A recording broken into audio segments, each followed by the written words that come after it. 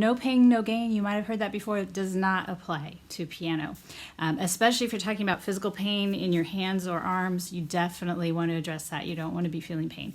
But we also want to be thinking about the mental pain and how hard it feels to practice. If it is feeling that hard and uncomfortable, that is generally a sign that we're doing too much at once. And it's actually less efficient to practice that way. It's more efficient to break things down into small pieces.